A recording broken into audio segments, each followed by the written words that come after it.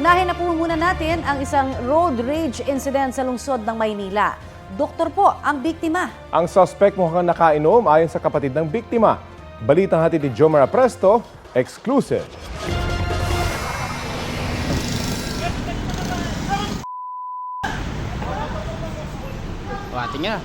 Kuha ang video na yan sa bahagi ng Rojas Boulevard Service Road sa Maynila kahapon ng umaga.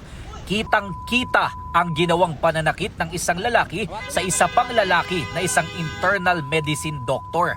Sa kwento ng kapatid ng biktima, papasok sana sa trabaho ang kanyang nakababatang kapatid sa isang ospital sa Quezon City.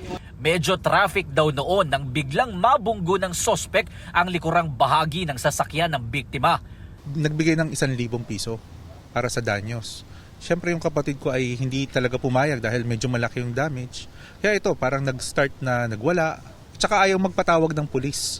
May kasama raw ang sospek na nagpakilalang anak ng isang retiradong mataas na opisyal ng Philippine Coast Guard. Sinubukan naman umano nitong umawat pero hindi pa rin nagpapigil ang sospek sa pananakit sa biktima. Mabuti na lang at may mga pulis na napadaan sa lugar.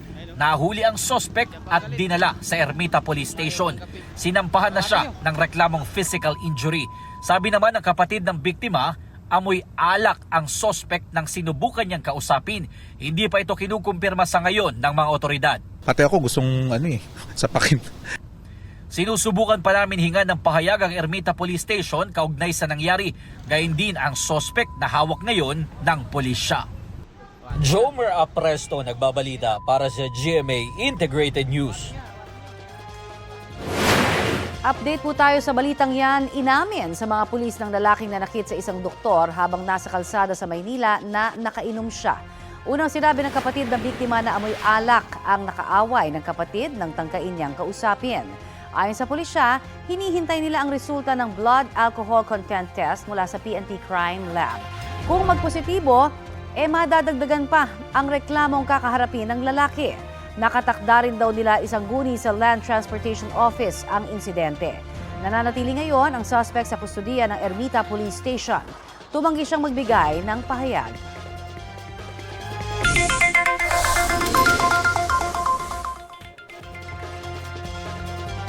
Bip-bip na abiso sa mga motorista, namumuro po ang big-time oil price hike sa susunod na linggo.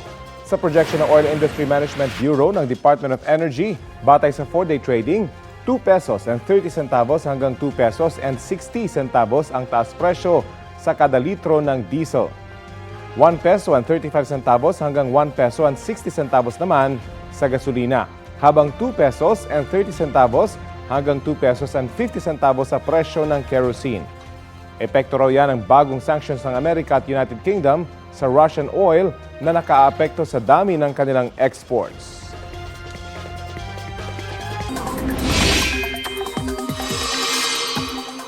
Sa mga makikisaya naman sa ilang major fiesta sa bansa ngayong weekend, maiging magbaon po ng panangga sa ulan. Base kasi sa datos ng Metro Weather, uulanin ang selebrasyon ng Santo Niño de Tondo Fiesta sa Maynila, lalo sa bandang hapon. Sa Sinulog Festival naman sa Cebu, napakababa naman ang tsansa ng ulan bukas at sa linggo, base po yan sa rainfall forecast ng Metro Weather. Maglalaro sa 25 to 31 degrees Celsius ang temperatura sa Metro Cebu ayon sa Pag-asa. May posibilidad naman ng light to moderate rains sa Ati-Atihan Festival sa Aklan. Walang bagyo o low pressure area na namamataan sa loob o labas ng Philippine Area of Responsibility.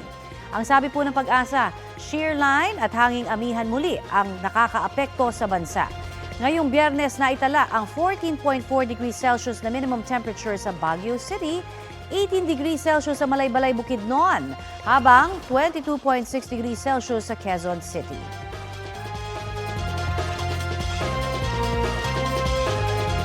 Sa ibang balita, mahigit 100,000 pisong halaga ng hinihinalang shabu ang nasabat sa 5 tao sa Quezon City. Kasama rin sa nakuha ang ilang granada. Balitang hatid ni James Agustin.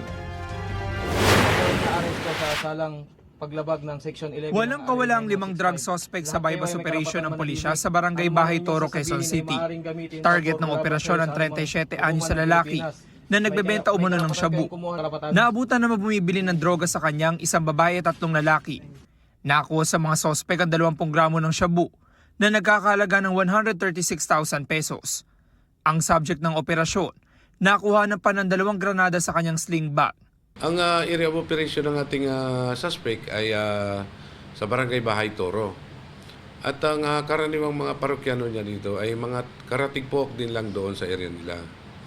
At yun sa ating investigasyon, yung kanilang pagbabaya dito sa droga ay through online payment.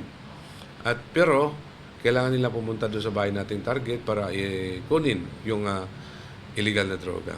Itinanggi ng 37 anyos sa suspect na nagtutulak siya ng shabu. Tinanong din namin siya kaugnay sa nakuhang granada.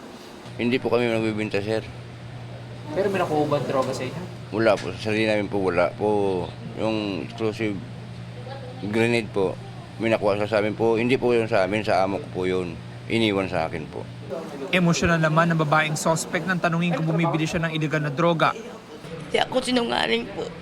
Hindi ako nakaan ng droga po. Yan lang ang sakit ng titib ko. Ang 3 pang lalaking suspect tumanggi magbigay ng pahayag. Maharap ang 5 sa reklamong paglabag sa Comprehensive Dangerous Drugs Act. Ang 37 anyos sa suspect may karagdagang reklamong illegal possession of explosives. James Agustin, nagbabalita para sa GMA Integrated News. Naiuwi na sa kanyang pamilya ang tamang bangkay ng OFW na si Jenny Alvarado na namatay po sa Kuwait dahil umano sa suffocation. Ayon sa Department of Migrant Workers, binantayan nila ang dokumentasyon para siguradong tama na ang maiuwi na labi. Mula na iya, dinala ang labi ni Alvarado sa isang punerarya sa Cavite para i-autopsy. Sa Rodriguez Rizal naman siya ibuburol. Duda pa rin ang pamilya ni Alvarado na suffocation ang kanyang ikinamatay. Sa lagay raw kasi ng labi ng Nepali na unang naiuwi sa Pilipinas imbis na kay Alvarado, hirap daw silang paniwalaang suffocation ang sanhi ng pagkamatay. Patuloy naman daw ang DMW sa pagbabantay sa resulta ng investigasyon sa pagkamatay ni Alvarado pati na sa kalalabasan ng autopsy. Balik operasyon ng LRT-2 matapos magkaberya kaninang umaga. Nagkaroon kasi ng provisionary service dahil sa nasirang catenary wire sa bahagi ng Santolan Station. Dahil dyan, naantala ang biyahe mula Recto Station hanggang Araneta Center, Cubao. Ngayon ay balik normal ng biyahe ng LRT-2 mula Recto Station hanggang Antipolo Station at pabalik.